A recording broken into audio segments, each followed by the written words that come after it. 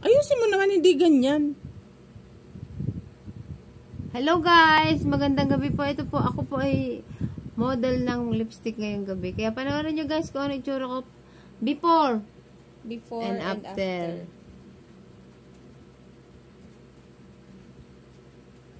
Namimintab siya dito. Pula nga to yun. Maliit daw ang labi ko kaya hindi nila makita kung ano yung tsura ng lipstick. Guladuhin nyo lang na maganda yun ha. Liit ng labi nito eh. Pangit lipstick. Liit ng labi. Oh, ganyan mo.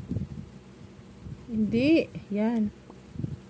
Ano, guys, ano na tsura guys?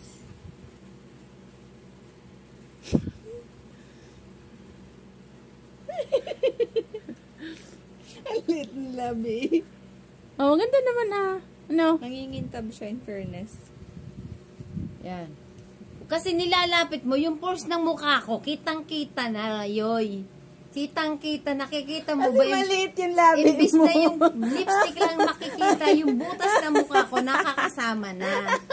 Kulang na lang, tulugan ng Jolene. Kita mo yan. Oh, yan, lalo na. Yan, nakita mo yan.